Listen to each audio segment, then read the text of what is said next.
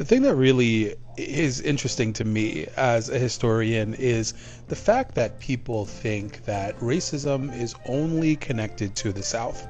But it doesn't take long before you realize that racism is just as pervasive above the Mason-Dixon line as it is below the Mason-Dixon line.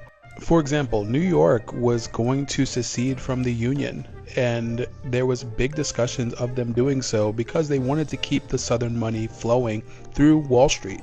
And it's not something that stopped in the 1800s or even the 1900s. If you know someone that is above the age of 30, then you know someone that has been alive during one of the most critical racial incidences in New York City history. And we're going to talk about that on today's episode of Learn Something New Today.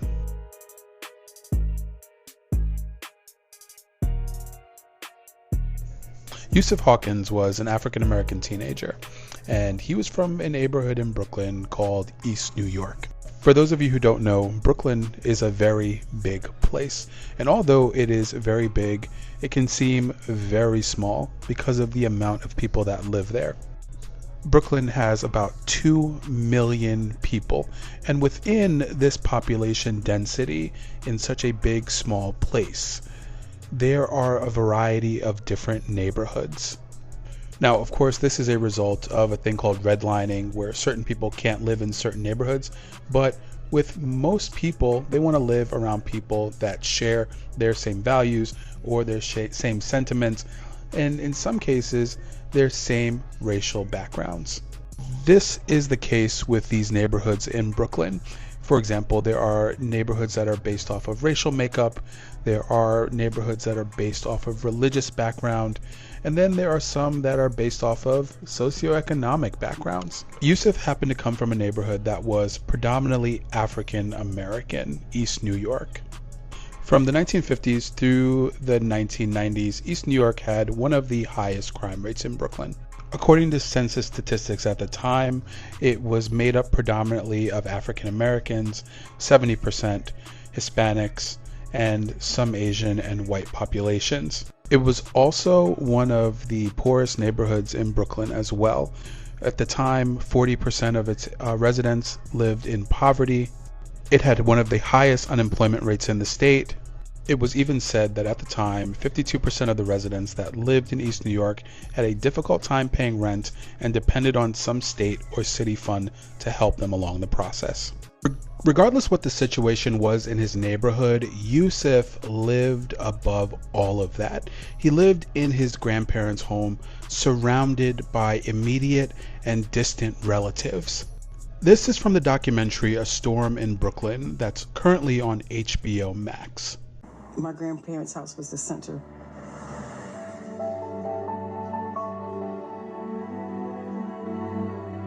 Freddie, Yusuf, Amir. They lived downstairs and I lived upstairs. They would come up, we would go down. We would sit on the porch, we'd make sure, they didn't go too far when they were young. Every barbecue, every birthday, that's where we all met up as a family. 485 Hageman Avenue. Everyone that knew Yusef saw him as the apple of their eye and someone that was on the pathway to breaking generational curses in their family. His one cousin even said, "When I looked at my cousin, I knew that he was going places." And that seemed to be the sentiment for a lot of people that knew Yusef, from every friend and every family that he knew. Although he came from circumstances that were relatively undesirable, he made the best of them for him and his community and the people around him. For somebody such a young age, his light was very bright. On August 23rd, 1989, Yusef, along with some friends, were asked to accompany someone to check out a car that they were interested in purchasing in the neighborhood of Bensonhurst. Bensonhurst was the exact opposite from East New York, where Yusef had grown up.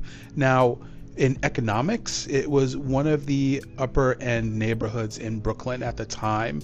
It was a predominantly working class Italian American neighborhood. So racially, it was the exact opposite from where Yusef came from as well. And also, it wasn't welcoming towards black people. There were consistent instances where black people that had worked or even tried to live in Bensonhurst were assaulted or told straight up, "Get out of here, nigger." Now, mind you, this is not in South Carolina, Mississippi. This is in New York City, the supposed melting pot of America. Now, Yusef and his friends had no idea what was going on in the neighborhood of Bensonhurst at the time. Now, remember, they were from the exact opposite, the other side of the proverbial tracks, if you would. But apparently a young woman in the neighborhood had just recently broken up with a white man. And allegedly she was throwing a party and had told some of the people that were close to her ex that she was going to invite a group of black men to taunt him. Because of this, a group of white men, along with the ex-boyfriend, were lying in wait for any group of black men that would come down their street.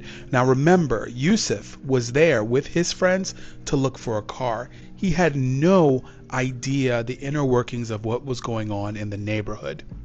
When Yusef was walking down the street, he walked on the block where these men were lying in wait for any group of black men that were going to come so they could beat them up. The group of men surrounded Yusef Hawkins as well as his friends and began taunting them with bats. And according to eyewitness testimony, things got really hectic, and then there was a shot. And Yusef grabbed his chest and hit the ground. He was shot twice in the chest, one directly hitting his heart. He was rushed to Maimonides Hospital in Brooklyn, and he was pronounced dead there. The days that went by seemed like they were a relative blur. No one could positively identify the person who ended Yusef's life, not even the people that were with him. But while police were doing their investigation, the family of Yusef Hawkins was given a warning. Keep this quiet. We don't want a riot in the city. But the next day, a photo of Yusef was on the cover of the New York Daily News, the city's largest publication that reached millions of people every single day. These are the words of his grandmother the next day after he was killed. 16-year-old, my grandson, shut down in cold blood, my grandson. Now, around this time, Yusef's father had tried to make amends with his family and was around more. Now, previously, he wasn't around at all, but when the boys became teenagers, he wanted to be an active role model in their life and started spending a lot more time with them, even taking Yusef to check out the high school that he wanted to go to. Now, Yusef's father was there a day after Yusef was killed, and he made this statement to the media. But I would like to take the opportunity that's being provided to this family to tell that this is not just our problem anymore. This is black people's problem in general. And it didn't start with my son being murdered in Bensonhurst. It started somewhere in the area 400 years ago. And my son has been tried, found guilty, and executed all in one day, in less than an hour's time, for nothing, only because of the color of his skin. And I just want to ask New York and America as well, when is it going to stop? You know, where do we go? Those words from Yusef Hawkins' father would reverberate throughout the conscience of New York City and America, especially with what happened next. Because while the city wanted everyone to be quiet so that a race riot or whatever didn't start, that did not stop Yusef Hawkins' father from reaching out to one man who could get him justice. and that was Al Sharpton. I was home. I was living in downtown Brooklyn. And Anthony Charles, who worked with me, and answered the phone.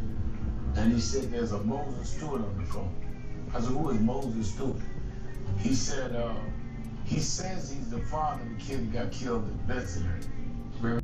And Al Sharpton got to work, first organizing a prayer rally in front of the home of Yusef Hawkins. Dear God, we come again with a bereaved family, victims of a society that has not adjusted to learn how to live with each other.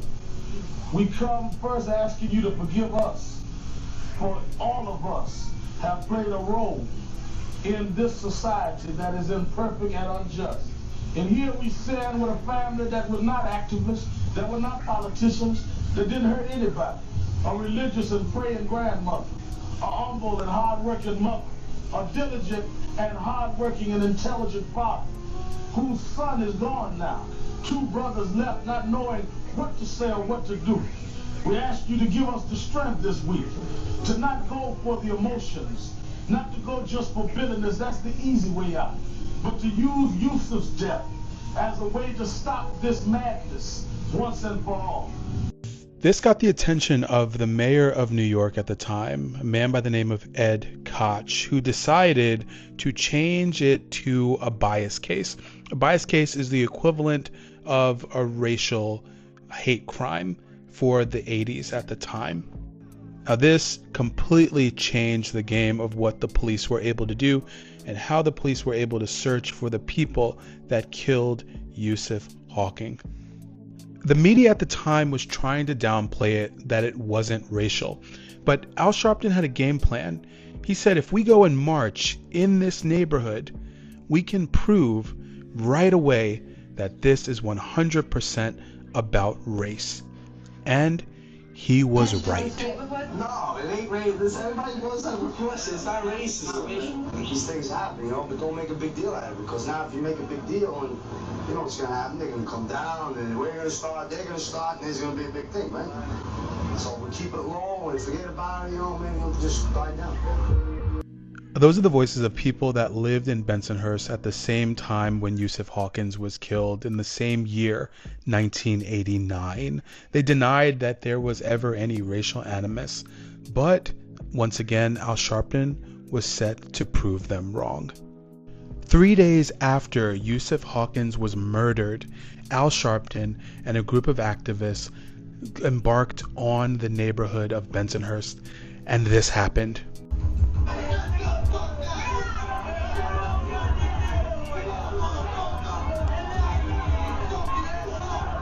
Hundreds of people showed up to the protest to shout things at Al Sharpton and the protesters. Two of the people included Yusef Hawkins' own brothers to go back home, fuck you, bullshit, and get the fuck out of our neighborhood.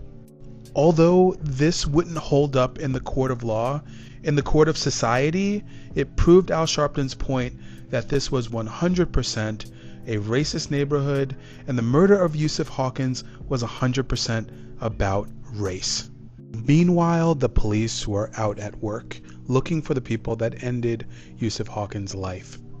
Police were able to identify everyone that had been in the area that particular evening because their faces were on the front of a candy store that the entire neighborhood had visited, and they had had them up for everyone to see. The man who killed Yusef Hawkins was a man by the name of Joseph Vama. He was convicted in 1990 for the killing of Yusef Hawkins, and he was sentenced to 32 years in prison. The other man, Keith Mondello, who had led the group to chase after Hawkins and his friends, got 5 to 15 years in prison. A handful of other people were charged for unlawful imprisonment and got sentences anywhere from 2 to 8 years, and some people even got as low as community service. Even though Keith Mondello was said to have been the instigator and the organizer, in 2005, a member of the Gambino crime family, an Italian-American mafia consortium, Joseph D'Angelo, admitted that the group behind Hawkins' murder was there on his orders and the Gambino crime family to kill and potentially attack any black people who entered the neighborhood. Keith Mondello served 8 years in prison and was released on June 2, 1998. The other man, Joseph Fama, was eligible for parole in 2022, and he was 50 years old. Not much details are known about his parole, whether or not he got it, or where he is today. The family of Yusef Hawkins is still around today, all except for one member, Yusef's father. He died at the age of 48 in 2003. In the 1991 movie Jungle Fever, you'll notice something. The movie is dedicated to Yusef Hawkins, and a photo of him appears at the beginning of the film. On a little side note, I grew up in Brooklyn, New York, and I grew up in a neighborhood that was close to Bensonhurst. It's called Sheepshead Bay. And I remember my family telling me never to go to Bensonhurst because it was known in the black community specifically to be an area that was very highly racist. Today, Bensonhurst is a shell of itself. The Italian-American community there is mostly gone, whether to Florida, Arizona, or elsewhere. And today it's a multiracial neighborhood that's mostly Asian American. That's our episode for today of Learn Something New Today, a podcast where we talk about history and intersection of what we have going on today. My name is Anthony Modesto Milian. If you like the podcast, please leave us a 5-star review wherever you're listening. That actually takes our podcast and pushes it up higher so that more people see it, more people listen, and we get to do more cool things. Also, hit up the merch store. It's in the show notes. In addition to that, also consider donating and being part of our Patreon. You'll get to hear all sorts of cool behind the scenes things as well. Again, my name is Antonio Modesto Milian. Thank you guys, and I hope you learned something new today.